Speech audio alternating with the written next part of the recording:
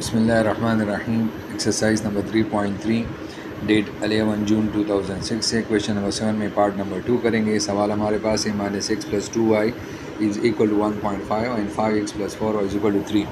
Solution start करते हैं। Matrix form, सबसे पहले हम इसका मैट्रिक्स फॉर्म बनाएंगे।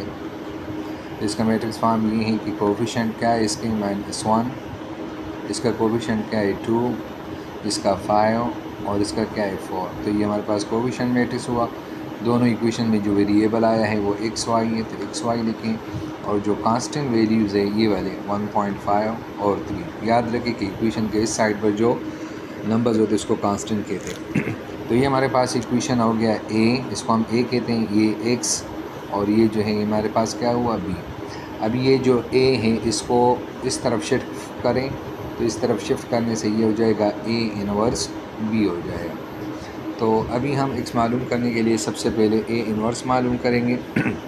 तो ए इनवर्स है हमारे पास, सबसे पहले इसका डिटर्मिनेंट मालूम करना। तो -1, 2, 5 और 4 इसका डिटर्मिनेंट मालूम करें। तो ये हो जाएगा 4 1s are 4 -4, 5 2s are 10 -10। 5 2s are 10 अगरचे पॉजिटिव में आता है, लेकिन जो सेकंड वैल्यू मल्टीप्लाई होती है ना उससे पहले माइनस हम लगाते हैं। तो -4 -10 से हमारे पास आ जाएगा -14। तो डिटर्मिनेंट ऑफ ए हमारे पास क्या हुआ -14 हो गया। अभी हमने इसका एडजॉइंट लेना है। तो एडजॉइंट ऑफ ए जो है वो क्या हो जाएगा, वो हो जाएगा 4 -1 और -5 -2। तरीका मैं बता चुका हूँ कि इन दोनों के प्लेसेस को चेंज करना है और इन दोनों के एलिमेंट्स को चेंज करना है। तो यहाँ पर देखिए प्लेसेस चेंज हो गए, और यहाँ आया है -1 यहाँ पर, और इन दोनों के मैंने साइन भी चेंज कर दिए। अभी आगे जाते हैं। अब हमारे पास जो ए इनवर्स है उसका फार्मूला है 1/a determinant in adjoint of A. तो ये हो जाएगा ए इनवर्स, डिटर्मिनेंट हमारे पास आया है -14 और एडजॉइंट जो है वो हमारे पास आया है 4 -2 -5 -1। अब आप इसको पुट इन इक्वेशन, इसको आप इक्वेशन में पुट करो। कौन सी इक्वेशन? इक्वेशन नंबर 1 जो हमारे पास है x is equal to a inverse और b। तो x ए इनवर्स है मेरे पास -1 और 14 और a है 4 -5 -2 1, जबकि b मेरे पास है 1.5 और 3। तो अभी आपने x से कहते हैं xy को, तो xy लिखें -1 और 14 अपनी जगह पर। अब इनकी मल्टीप्लिकेशन करें। 4 को 1 के साथ 1.5 को 4 के साथ मल्टीप्लाई करो तो 6 आता है, और -2 को 3 के साथ मल्टीप्लाई करो तो यहाँ से भी 6 आता है। फिर -5 को 1.5 के साथ मल्टीप्लाई करो तो -7.5 आता है, और फिर -1 को 3 के साथ मल्टीप्लाई करो -3 आता है। तो यहाँ हो जाएगा xy इज़ इक्वल टू -1 और 14, ये हो जाएगा 0 और ये हो जाएगा -10.5। अब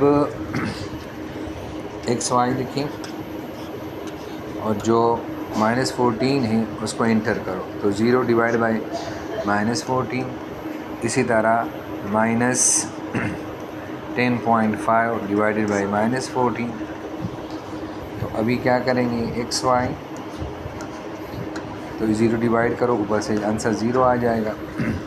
और इस तरह ये माइनस माइनस कैंसिल करो। 10.5 को 14 पर कैलकुलेटर से डिवाइड करें तो ये 0.75 आपको देगा। xy आप यूँ भी लिख सकते हैं 0 और 0.75 असल में किसको कहते हैं, 3/4 को कहते हैं। अगर आप 3 को 4 पर डिवाइड करो तो उससे 0.7, तो आप इसकी जगह 3/4 भी लगा सकते हैं। तो जब मैट्रिसेस इक्वल होते हैं तो इनकी जो वैल्यूज़ है वो फिर करस्पॉन्डिंग वैल्यूज़ भी इक्वल होते हैं। तो x की वैल्यू हमारे पास 0 आ गई और y की वैल्यू हमारे पास क्या आ गई 3/4। सो सॉल्यूशन सेट जो है वो हमारे पास हुआ 0 एंड 3/4। सो ये मेरा क्या हुआ आंसर। उम्मीद है आपको समझ आ गया होगा। अभी क्वेश्चन नंबर 7 में 4 नंबर पार्ट है। 9 minus 6 is equal to 7y और 14y plus 2x is equal to 18 है। तो इससे पहले आप ये याद रखें कि जब भी किसी इक्वेशन को आपने करना तो उसमें x की जो पार्ट है उसको पहले लिखा जाता है, फिर y के पार्ट को लिखा जाता है और आखिर में जो कांस्टेंट है उसको लिखा जाता है। इसी तरह इस नीचे वाले में x पार्ट को पहले लिखा जाएगा, फिर y पार्ट को और आखिर में कांस्टेंट को। तो ये अरेंज नहीं है। अगर आप यहाँ देखें तो कांस्टेंट पहले हैं, फिर x से लास्ट में y है। तो इनको अरेंज करने के लिए आपने क्या करना है, रीअरेंजिंग या री writing the equation in the standard form. तो सबसे पहले x वाला पार्ट लिखा मैंने, फिर y वाला और कांस्टेंट को यहाँ शिफ्ट किया। इसी तरह इस दूसरे इक्वेशन से मैंने x पार्ट पहले लिया, फिर y पार्ट और जो कांस्टेंट पार्ट था वो हमने दूसरी तरफ शिफ्ट कर दिया। नाउ इन मैट्रिक्स फॉर्म हम इसको लिख सकते हैं। इसका जो कोफिशिएंट पार्ट है हम उसको हमेशा a कहते हैं, तो a में इसके कोफिशिएंट लिखें -1 -7 2 और 14। ये आल मैट्रिक्स आ गया। फिर इन दोनों इक्वेशन में जो वेरिएबल आया है वो x y है, तो इसको x मैट्रिक्स का नाम दे। और जो आखिर में कांस्टेंट वैल्यूज़ है -9 -18, इसको हम क्या नाम देते हैं, b। तो हमारे पास इन तीनों से a x b से जो इक्वेशन हासिल होती है उसको कहते हैं a x is equal to b। a x is equal b लिखने के बाद आप दोनों साइड्स को इस इक्वेशन को a इनवर्स से मल्टीप्लाई करें। तो a इनवर्स के साथ a x यहाँ पर मल्टीप्लाई हो जाएगा और a इनवर्स को यहाँ पर भी मल्टीप्लाई करें। a इनवर्स और a से i आ जाएगा i x और यहाँ a इनवर्स b आ जाएगा। तो आई एक्स जब मल्टीप्लाई होता है आइडेंटिटी मैट्रिक्स किसी भी मैट्रिक्स के साथ मल्टीप्लाई तो उससे वही एक्स आता है, तो यहाँ एक्स आ जाएगा और ए इनवर्स बी आ जाएगा। तो हम इक्वेशन इसको दे देते हैं स्टार। अब सबसे पहले ये ए इनवर्स जो है ना, इसको फाइंड करने के लिए मैंने सबसे पहले इसका डिटर्मिनेंट मालूम करना है। तो डिटर्मिनेंट बहुत ईजी है, 14 को 1 के साथ कर -14 आता है और सेकंड को मल्टीप्लाई करने से पहले आपने माइनस लगाना है और 2 7 are 14 ये भी आ गया। तो बच्चों यहाँ देखें -14 + 14, इससे आंसर क्या आ गया 0। तो ये क्या शो करता है, ये शो करता है कि A is a singular matrix. जिस बी मैट्रिक्स का डिटर्मिनेंट 0 आ जाए तो वो मैट्रिक्स हमेशा क्या होता है, सिंगुलर मैट्रिक्स। और जो सिंगुलर मैट्रिक्स होता है तो फिर उसका ए इनवर्स जो है वो बिल्कुल पॉसिबल नहीं है, यानी नॉट पॉसिबल है, हम कभी भी मालूम नहीं कर सकते। और जब ए इनवर्स मालूम नहीं कर सकते तो जब यहाँ ए इनवर्स ही मालूम नहीं होता, जब ए इनवर्स ही मालूम नहीं होता तो हम इसका x मालूम नहीं कर सकते, यानी x और y को मालूम नहीं कर सकते।